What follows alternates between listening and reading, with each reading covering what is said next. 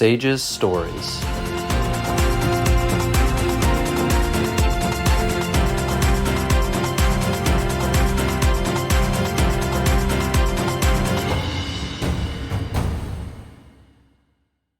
Welcome to today's episode of SAGES Stories, the official podcast of SAGES, the Society of American Gastrointestinal and Endoscopic Surgeons.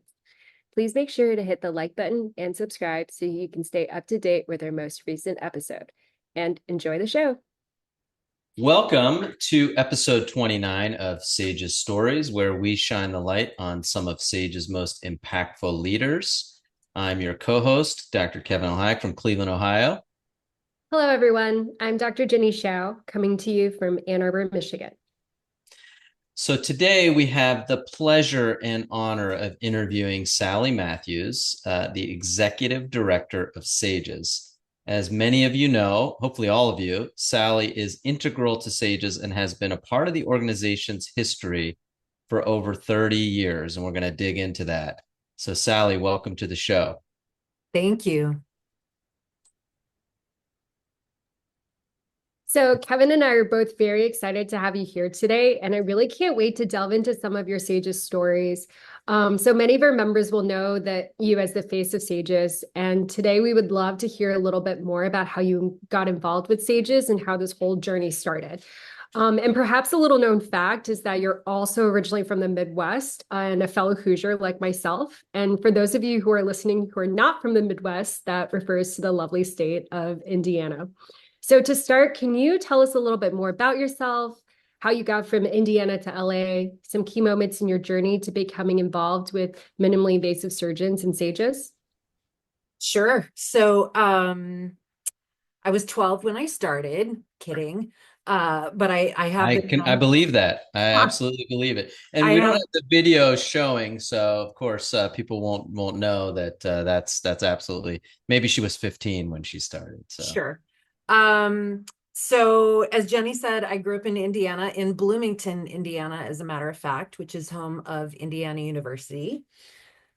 And I now pretty excited about this season here. I've seen it. Yeah, I now can use the words Indiana and football in the same sentence, which never has been said before. But that was a great place to grow up, a lot of liberal, cultural, musical experiences. And I used to try and somewhat hide this story probably in my first 20 years of SAGES, but then I was outed. And so now I share it freely. I was a music major at Indiana University. And when I finished, I drove west as fast as I could to Los Angeles with some different aspirations in mind at that time. And in the meantime, after I had been in this city for almost 2 years, I really like to eat and have a roof over my head.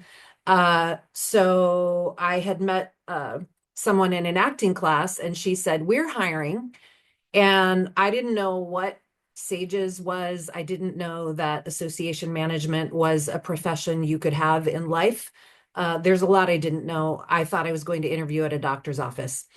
But I drove and found this little 2-bedroom apartment in West LA where the office was at the time in 1993. And I interviewed with Barbara Bursey.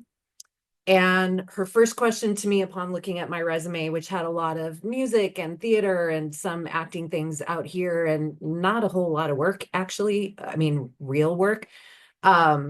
She asked me if I knew a certain aria from Faust, the opera. And I was sort of stunned, but of course I answered her yes, and thus became a great friendship and relationship. She had been an opera singer earlier in her life. I had been a music major and a singer, a different kind of singer. And we just instantly connected her. I'm not really sure why she hired me. I probably wouldn't hire me now. I said I needed great flexibility for auditions. I wasn't going to be around very long. And the rest is history. You kind of put your efforts where you are getting positive reinforcement. And in that case, it was working for SAGES. There were 6 of us at that time. Jason started right after I did, and he was in college. But I grew up with SAGES and with this job. And Barb, of course, was such an integral part of my growth and my story, my SAGES story, as first my boss and then a business partner and friend and mentor until her passing in 2018. So fantastic summary. We're gonna make you expand a little bit because I want to know what got you initially interested in music. When did that kind of passion start in your childhood? Was it an instrument, singing? You said singing, but like how did that start and how did that grow? Yeah, so I started Indiana University had and still has a very good music school, and so we were really lucky growing up. I saw an opera the first time at the age of 5, and there was just talent everywhere. So I started taking piano when I was 7, and that was my thing. And my dad was also a pastor, so I grew up in church and sang and just kind of intuitively went to the alto part, and I knew how to read music because of piano and thus developed the singing part. Our middle school and high school had really great music programs. Again, I thought that was normal for everyone in the country. Lo and behold, it wasn't. And so that really kind of fostered that passion. I started IU actually as a piano major and then quickly realized you had to practice a lot more than I wanted to with a newly discovered social life in college. So I also really was growing more as a singer and performer and so changed my major to that direction. Can you tell us a little bit about maybe your favorite things to sing? Do you still perform now? I would love to hear you sing at some point. I don't know if that's possible on the podcast, but maybe at some point during the SAGES meeting, we'll have to think about something. I will not sing on the podcast, but thank you. I was very honored in 2021. Horacio Asbin asked me to be part of the Storts lecture team, which that year was on music and medicine. I'm looking at the plaque on my wall. So I did sing for a minute there. Really, really just about anything. Musical theater was what I loved the most, jazz. Anything anybody would ask me. Now I sing in church and I sing in a community choir called City of Angels here in LA.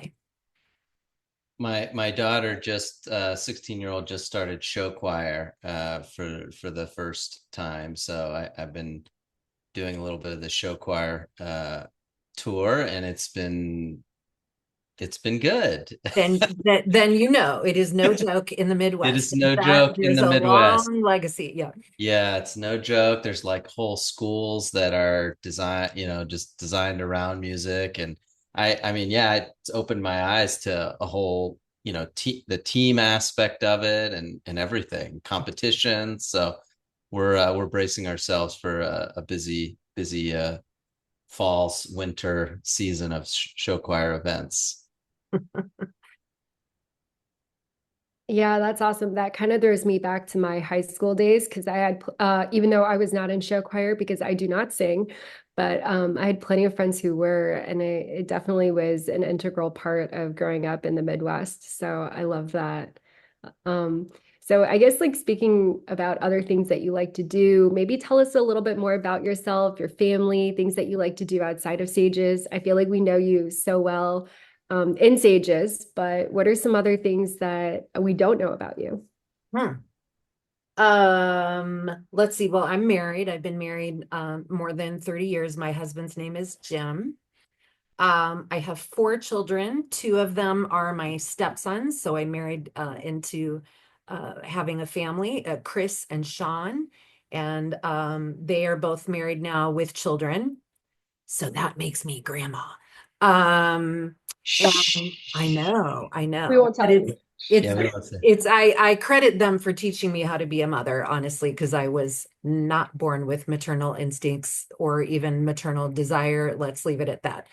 But then after 5, 6 years of marriage, we had kids, Cole, who now is 24, and side note, got engaged yesterday. Uh, Oh, yeah, Congratulations. congratulations. thank That's you. awesome. That's really Um, exciting. So age 24. yeah, to his Good. longtime girlfriend of 7 years. So that was very exciting. That's exciting. And then Ella, our daughter, is 21 and she's a senior at the University of Oregon. That's right. I think I saw that. So what are they up to? Well, obviously Cole's getting married, but Cole graduated from UCLA 2 years ago with a bachelor's in psychology and is applying as we speak for a PhD program in neuroscience to hopefully start next fall, also hopefully at UCLA. And Ella will graduate next June with a degree in anthropology. And then probably will move back to the LA area and will start her life. thank you for sharing about your family. Um, I hope to meet them one day. Hopefully they'll join. Have they ever gone to any Sages events? They have when they were little. Okay.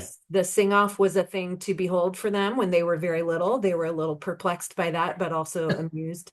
Um, but since they've been in school, middle school, high school, college, obviously they don't come with me. And so you touched on this a little bit, and maybe we'll put a link to your general surgery news, very brief interview. We're gonna definitely expand more on that. But Eric Pauli talked a little bit about how you obviously had a plan A, and then plan B became your plan A. What, what changed as you started to work more with Sages and Barbara and the dreams that you had and how did that process kind of play out over the subsequent few years? Yeah, I'm really very grateful for Plan B, which has now been my life's work, and for SAGES, that is how I self-identify. Um, it sounds very trite. I know sometimes to talk about SAGES and the family and the love fest, but it's all very true. And it really was only 3 or 4 years into my time working with the group and working with Barbara that she asked me to consider being a business partner. She was the executive director at the time, obviously the first of SAGES executive directors. And if I would take on that role, and we'll talk about that in a minute, that was not a slam dunk. Obviously, there was a process. And then she would take a step back from SAGES and really dedicate herself to our company, which then became named BSC Management, and work on business development. And that went very well as our company now has about 14 or 15 um, groups similar to SAGES and other foundations, but professional medical associations. So that was not a hard sell at that time. By that time, sorry for the reference, but I drank the Kool-Aid of SAGES. I loved it. I loved the people. I loved the work.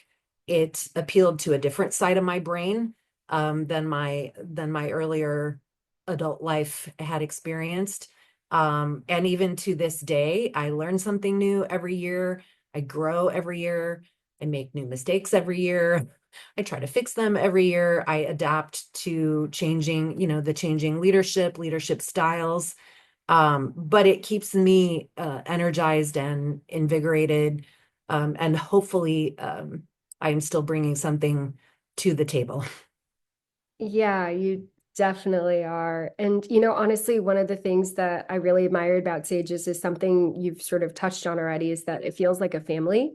And I think that's one of the reasons so many of us gravitate towards it. And as as a surgeon who is also a part of other professional societies, I'm not going to say which one is my favorite, but I definitely feel like the dynamic at SAGES is so different than some of the other societies. And I feel like you're a big reason that this culture exists. So I wanted to ask you a little bit about, just can you give us some insight and tips on how to build such a successful team and culture where you can cultivate this idea that people are just like family? I'm just kind of interested to hear how you're able to keep this going. Well, I think that culture was there before I came along. And I helped to foster it. It certainly has grown. SAGES has grown, a huge amount to more than 7,500 members now. But really just valuing people. For example, I got an email today by someone saying, "I'm so sorry I can't come to the board meeting because my child has a tournament, and has exceeded in this sport." And I could tell they felt guilty. And I went, "Don't apologize. That's awesome. And you're where you should be." And I think that mentality and that focus on individuals and your life outside of your clinical practice and outside of SAGES and all the other societies you might be involved in might be something that sets us apart.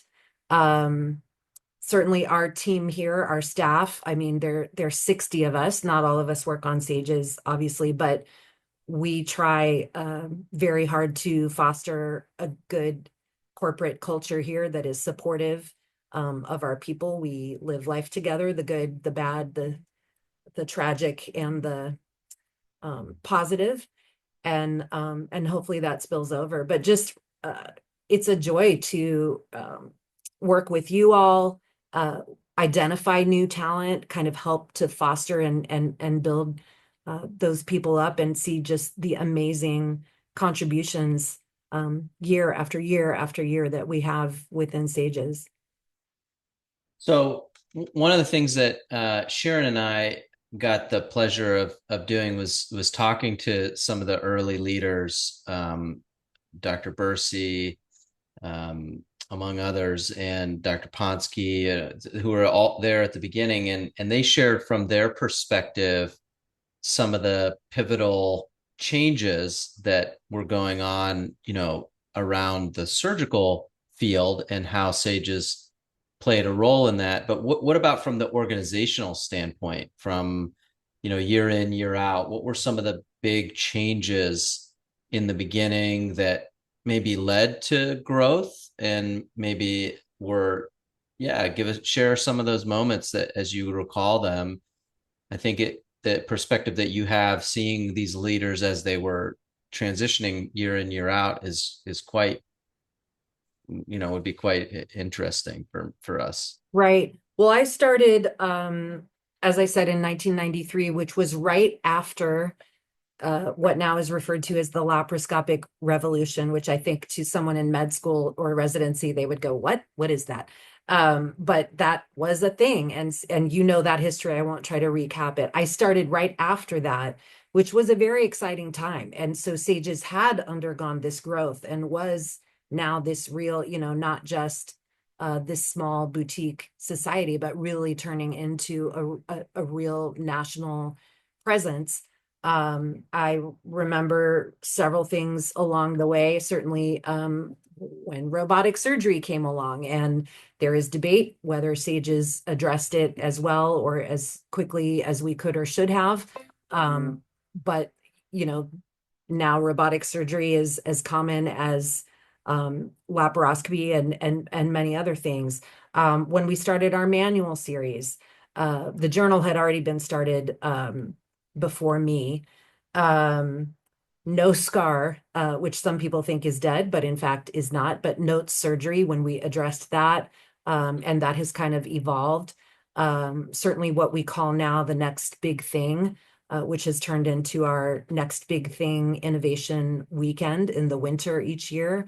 So just many, many things. I remember, I'm going out of order here, but when we started our bariatric committee, really when bariatric surgery came to the forefront, or when the minimally invasive approach came to it, I remember when that committee was started.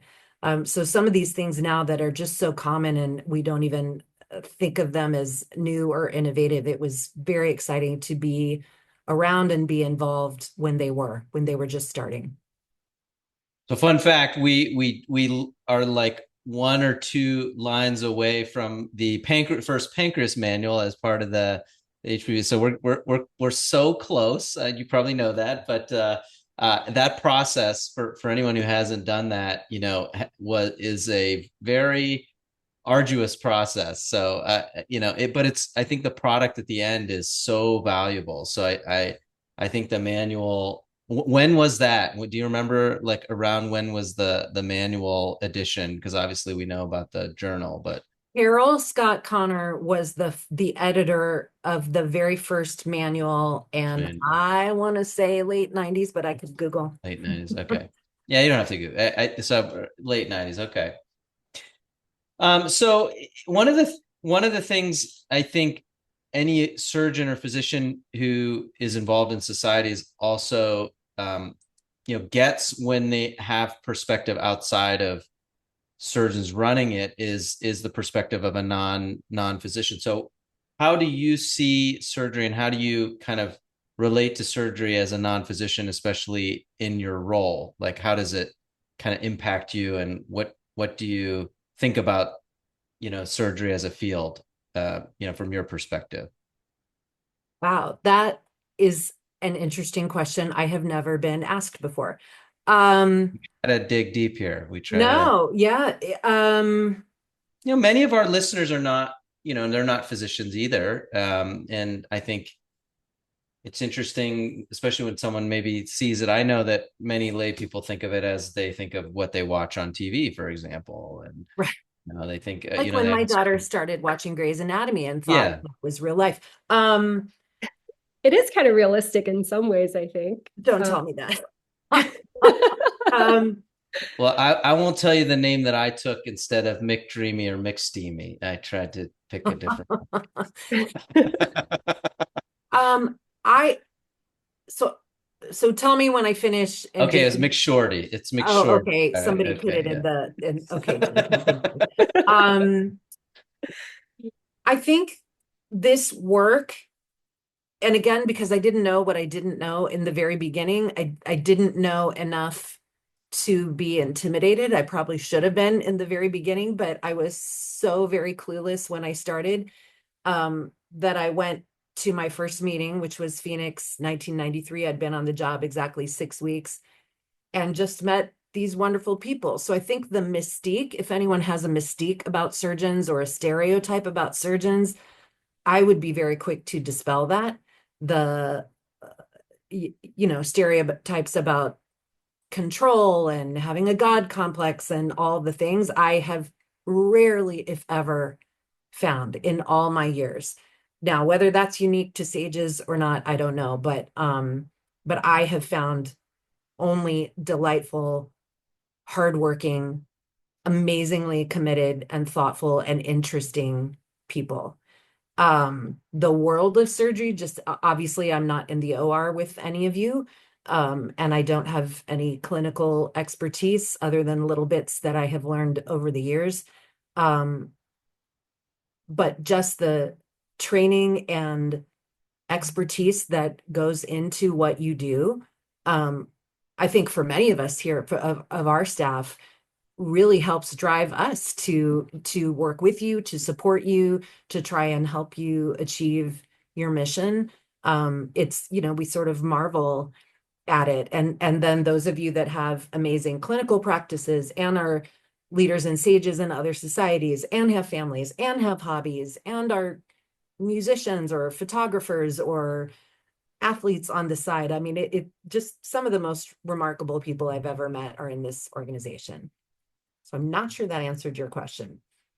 no, Yeah, yeah. I mean, I wasn't fishing. I mean, I think it's always interesting when I work with not even necessarily patients, because I think patients have you as that you're going to help them. That's their perspective when they think of a surgeon. But it's just in the lay public, and certainly the message that gets put out to a lot of med students as they go through medical school. When they come through, that's certainly what we hope. I think most of us, that it's not what you described, and so it's heartening. That's really nice to hear. And again, I wasn't fishing, but even though I've been known to fish on this podcast. So but that's, I think you answered that very well. yeah. And I also think what's really interesting is, as a surgeon myself, I'm constantly just astounded by the innovation that, like how surgery is so different now than it was, 50 years ago, or even 30 years ago, or even 20 years ago. And just even how much we've learned and grown and changed in even the last 5 years, and how things will probably look very different in another 5 to 10 years. So it's cool that you may have a similar perspective. And I think Well, on that note, oh, here, yeah, oh go no, ahead. I'm sorry. I'm sorry to interrupt. Can I tell one brief story? Yes, please. So when Barbara put things in motion and recommended to SAGES that I become their executive director. And most of them knew me at the time. It was 1997, and the exec at the time approved it. And then later that summer, we used to have these resident courses at Ethicon in Cincinnati, and I used to go to those regularly. So at the end of that summer, there was a formal interview process, and I was gripped with fear that they were going to have a stopwatch and say, describe a lap chole in 60 seconds, go. That it was going to be all clinical, and that I was not gonna, that I would not succeed, that I would not pass. But of course it wasn't. It was Jeff Ponsky, Greg Stiegman, and Desmond Burkett kind of in a group where they sat in front of me and I sat in a chair in front of them. And then separate sort of interviews with John Hunter and Jeff Peters at the time. And their questions, of course, were not about surgery itself or to test my clinical knowledge. It was more about my background, my leadership style, what it was or what it was going to be, plans or visions that I had for SAGES, how I might distinguish myself from Barbara, not to take anything away from her, but they wanted to make sure, that I would be able to stand on my own. So that was really a fascinating time for me. To get past that. And then the board that fall approved it. And then there was an official 6 months transition. But something you said just kind of triggered that story to me. No, I love hearing all of these things. And I do want to ask you a little bit about being executive director. But before we get to that, you've mentioned Barbara so many times, and it seems like she's had a really big impact on you. And it sounds like your relationship with her was really that of a mentor, mentee, a friend. And so I just want to learn a little bit more about her and your relationship and how she mentored you to become the executive director. Yeah, I can't say enough great things about her and if you ask any of the staff who were around when she was, before she was ill and really got to know her and work with her well, many of them would sing her praises as well. She was just remarkable. She was from the East Coast. She was a Philly girl. I was from the Midwest. Her kids are my age, so there was a little generation gap there, but she was one of my dearest friends on the planet. And in terms of mentoring, I know you all have mentors and formal processes for that. Sometimes you don't know. In our field, sometimes you don't know you're actually being mentored. It was just so organic. And again, it wasn't something I ever aspired to. It just sort of evolved and happened. And then, and even years after I had assumed the role, she obviously was still here. We would talk, we would consult. She was still very involved, not so much in operations day to day, but still very much loved and cared for SAGES. So yeah, I give her much, if not all, the credit.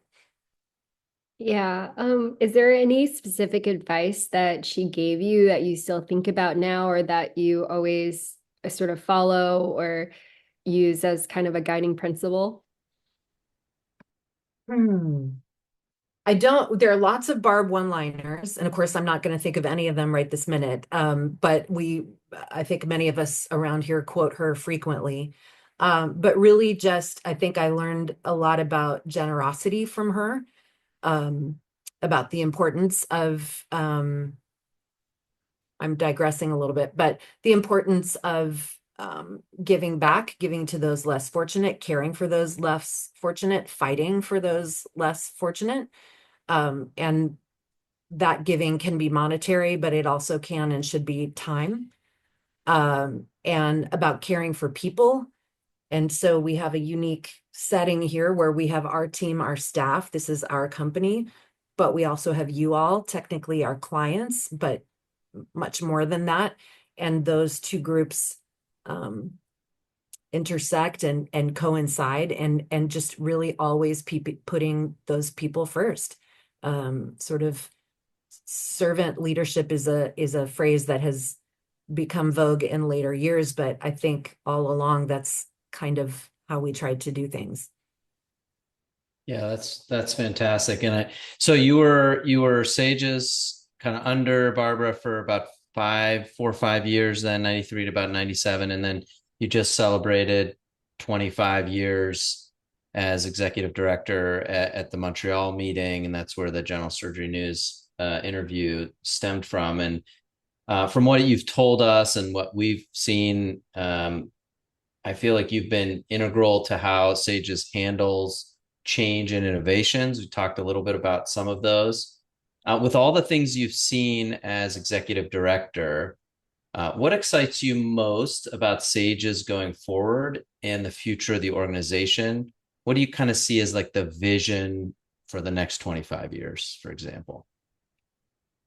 Um, I mean, you've seen 25, it's just another 25 now, sure. this. I love I love that we are still very focused on innovation. And in fact, NBT, the next big thing, came because there was some perception that we had lost that edge. I love that SAGES listens. We listen to the good and we listen to the criticism, and we need to. We always need to be listening to that. I love, and Jenny, you've been such a part of this. I love the very intentional focus on diversity and inclusion and equity, and understanding the difference between those things. And you talk about the makeup of SAGES, what it is today in this moment versus 5 years versus 10 years versus 30 years ago is staggering and wonderful. Not that it wasn't wonderful 30 years, but just to where we have come. And looking, I was able to go to a resident course in Canada recently, which I had never been to any of those, even though Chris Schlachta has run them, and they've been just so amazing. And to interact with that group of residents, and see the diversity in that, in that group, and realize this is absolutely the face of medicine, of surgery. That's very exciting to me. I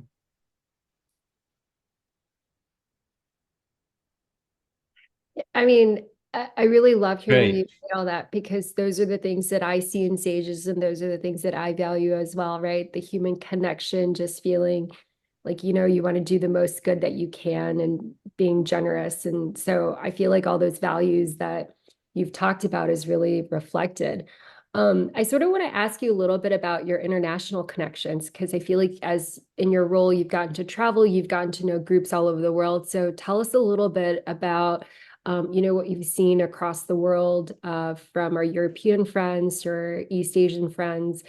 How do things differ, and how have you built those new connections? That has also been just an amazing part of this journey for me personally. And Jenny, I don't know if you can relate, being from Indiana. You're much younger than I am, and you grew up in a different time, but No, it's still not but diverse. to still, for example, last year, I was able to go to Japan for the first time, to the JASIS meeting, which is the kind of the sister society of SAGES. And I was given honorary membership, international honorary membership. And you talk about imposter syndrome. Oh my goodness.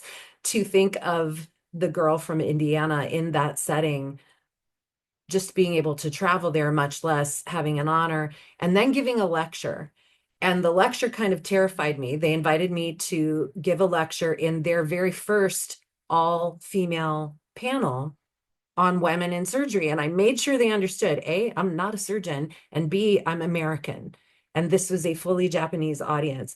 But I did my very best. I got lots of stories from women surgeons that I know here in the US, and shared some stories that I had seen and observed and knew from over the years, and gave probably what here would be considered a very lame female empowerment kind of talk, but with some hope and suggestions at the end. But the feedback I got was remarkable to me, and these women were so remarkable.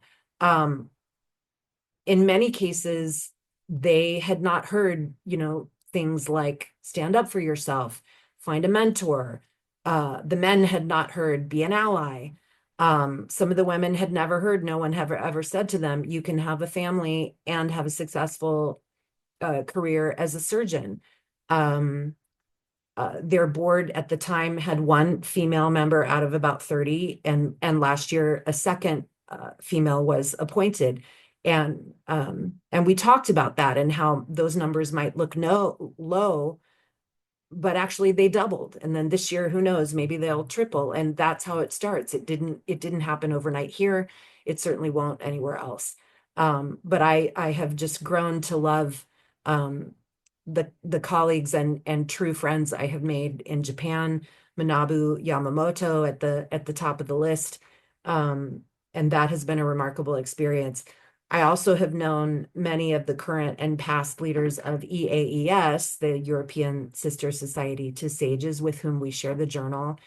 And over many, many years, and again, thanks to Barb and George for first exposing me to that group way back in 1998, when I went to the World Congress in Rome, and getting to know many of them over the years. And then when pandemic hit, Horacio Asbin started a group called the Global Surgical Collaborative.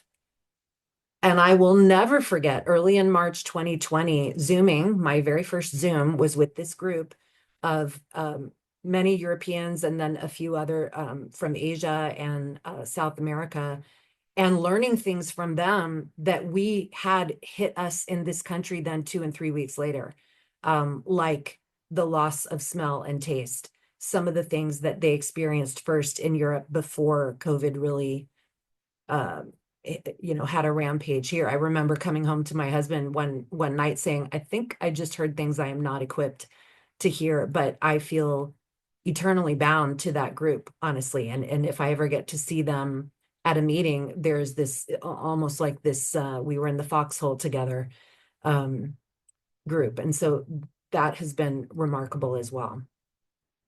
Yeah, I feel like if I could project, maybe this is wrong, but I feel like your leadership style is just leading with so much kindness and sort of personal connection. And I feel like it makes a huge difference. And I feel like people really respond well to that. I do want to comment a little bit about your women in surgery experience. Well, first of all, congratulations on your honorary membership recipient. I think that's a big deal. I think it is really interesting where we have such a long way to go here still in the US about advancing women for surgery that we forget that globally that there are still a lot of other things that we don't see that we still need to continue to advocate for. So I really love that you highlighted that, and I think it's really, really important. Thank you. How did the original kind of the East Asian connection, and then I mean they've obviously come to so many of our meetings. Where did that originate? When did they first start coming, or where was that? Because it's such a huge cohort of Yeah. the meeting, and obviously it died down during COVID, but they're back. I mean, they're back with Oh, yeah. a So vengeance. my brain is Yeah. usually cataloged by date. But 98. but I asked Manabu at the time, when did we first meet? We both first remember each other in 1998, which Okay. happened to be the year of the first SAGES sing-off. And that was the first time that he and Goro Kaneda came and sang the now famous "We Are the World, We Are the SAGES."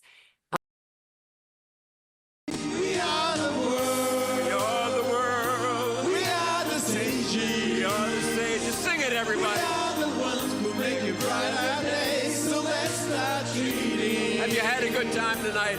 There's a choice we made. We got a lot more coming. We're dancing.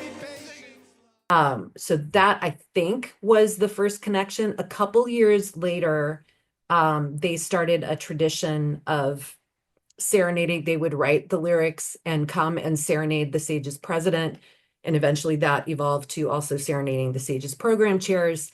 And that just became like a regular, very fun part of the kind of after hours SAGES meeting.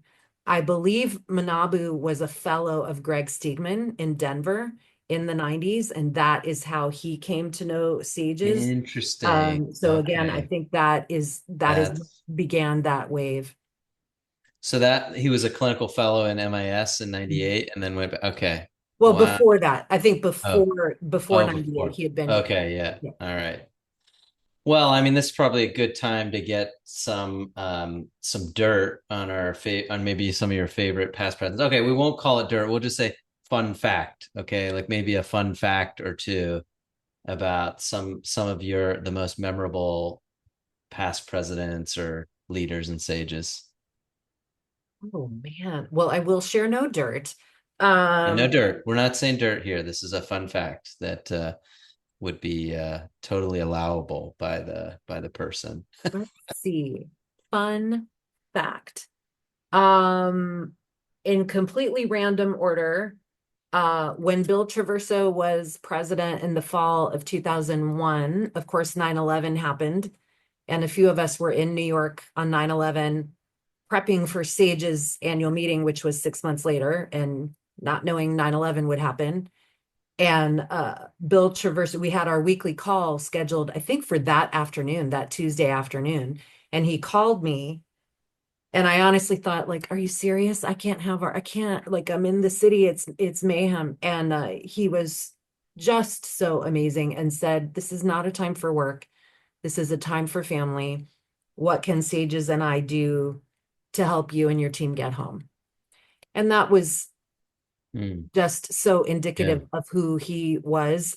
Wow. He was so lovely. The second part of that story is the way we did get home was by driving from New York and having someone in the office call. We said, try to get flights out of Philly, Pittsburgh, Cleveland, Chicago, Cincinnati, Indianapolis. And we got flights out of Cleveland the next morning. Cleveland always comes through. You know, I Cleveland mean, rocks. Cleveland will come through always. It will, but we were driving. We had started the I know you drive. had to go from New York to Cleveland. So Yeah. I called Jeff Ponsky and Oh, said, nice. hi, what are you and Jackie doing tonight? And how would you feel about three of us coming over and spending the night at your house? Oh, And that is that is part of our cool. 9/11 story. Fred Brody Wow. was his Wow. fellow, That was his came to fellow. Shabbat dinner that night. It was Oh, just the wow. most lovely, cathartic, comforting, amazing, and generous of them Yeah. without I'm batting sure an they eye. had no hesitation. They were just, oh None, yeah, none. come on over. This is great. Yeah. That's what a great story. Those are a couple stories. Yeah, that's not dirt. That's just good fun fact of the Ponsky family stuff. I mean, that's cool. That's a Yeah, really neat story. yeah. Um, the Talamini, Mark Talamini was out here, was at UCSD when he was SAGE's president, and um, also was just so lovely with he and Carol, his wife, got to know um, not just me, but my husband and our kids. I remember our beloved dog died, and we happened to be in San Diego after that. And they invited us over and we got to play with their dog. And I mean, just there are countless stories like that of Jenny, like you mentioned, a very personal connection that, yes, is business also. We get a lot of business done, but to have those personal connections and then have them last, um, presumably for life, is pretty remarkable. Yeah, it's those relationships that really can be very meaningful. I'm Um, oh, go ahead. no, I would Yeah, you got another one? no, there are just so many. I mean, Yeah. I'm actually curious what does your kind of week look like? You know, a typical week, day in, day out. What's your I mean, what percentages because you're obviously do more than just Sages, you work with BSC and what percentages go to I'm pretty full-time Sages. Uh and that's why I didn't have a good answer to what do you do besides work and yeah, singing so you on the work. side. Yeah. Not a lot. Yeah. BSC is part of it, but I don't actually work. I have no operational responsibilities for any other client. The majority of my time is spent on Sages, a lot of Zooms, That's with the president, the exec, committees or initiatives that I personally oversee, frequently with our staff. There's a lot of communication and collaboration here as well as within the SAGES leadership. So it's a lot of Zooms throughout the day. And you said you hadn't really done Zooms until the pandemic. So what was it before the pandemic? Was it calls? It was only less than Phone 5 years calls? ago, but they were conference calls. Conference calls. Sometimes Yeah. archaic now. Yeah. Did you, and how much do you do a lot? I mean, you do a decent amount of traveling then too. Hmm. Yeah. Yeah, United, is that your United. yeah, LA. That's mine too. It used to be a hub in Cleveland until Yeah. they kicked us out, but it's sort of like a semi-hub now. Well, we certainly, I think we heard about the start of We Are the Sages in 1998. It's 26 years later now, but we would like to have you share your We Are the Sages segment. You know what that segment's all about. We are the world. We are the world. We are the sages. We are the sages. Sing it, everybody. We are the ones who make it brighter days. So let's start treating. Have you had a good time tonight? There's a choice we make. We got a lot more coming. We are dancing. So for this segment, we want to hear your most memorable Sages moments. You've shared a lot of memorable ones, but maybe your top moment as you think back, or one or two.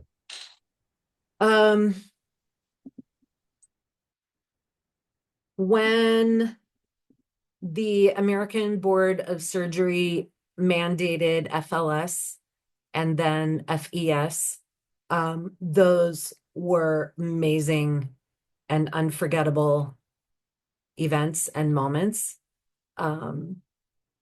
Joe Beiske, certainly another SAGES past president that I had such a great year and still to this day great friendship and rapport with.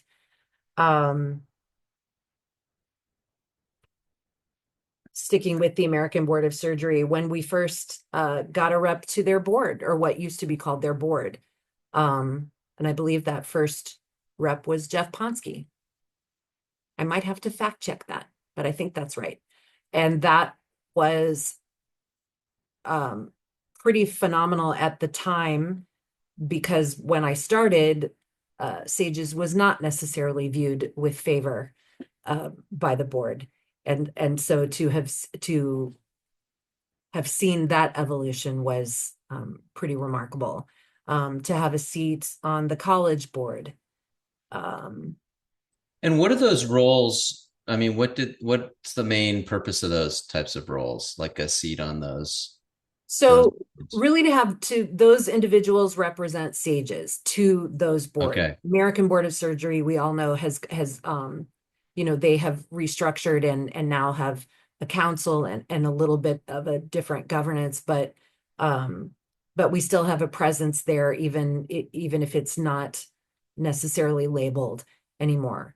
ACS, we still do have an official rep to their board, to the AMA House of Delegates. Obviously close partnerships with many of the other sister societies in the country: SSAT, ASMBS, ASCRS, HPBA.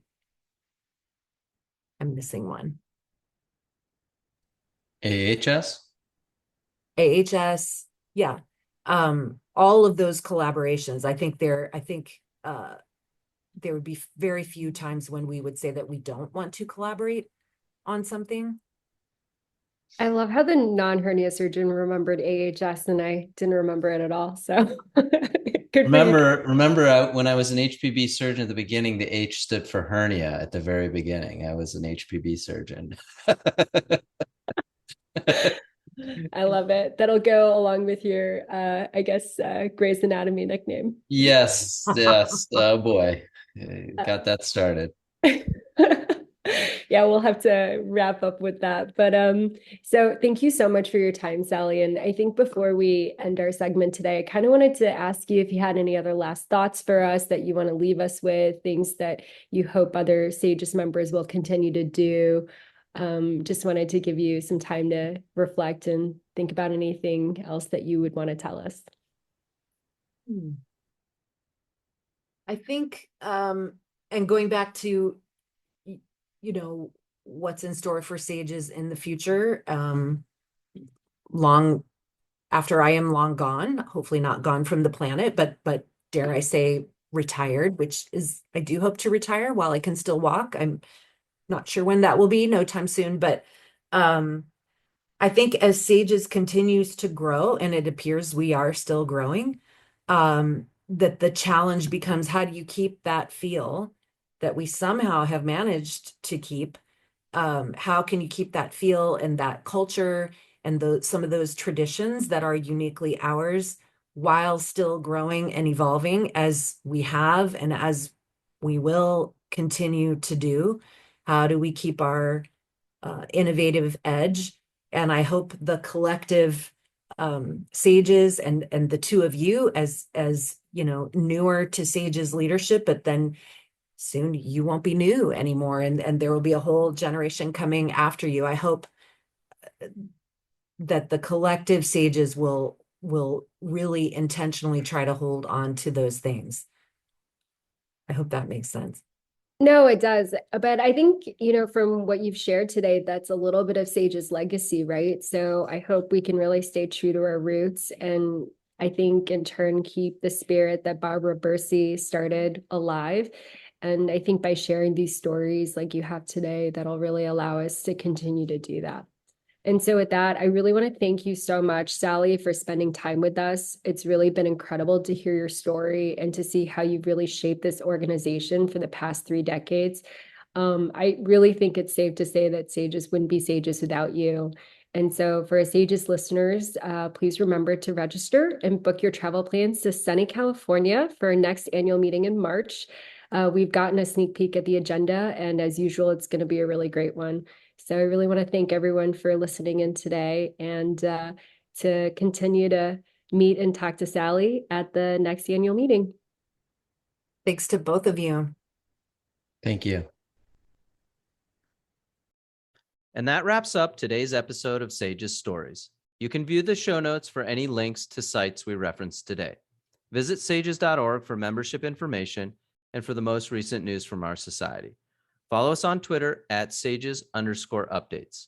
Make sure you hit the like button and subscribe so you don't miss any future episodes. See you again next time, and remember, you can't spell minimally invasive surgery without SAGES.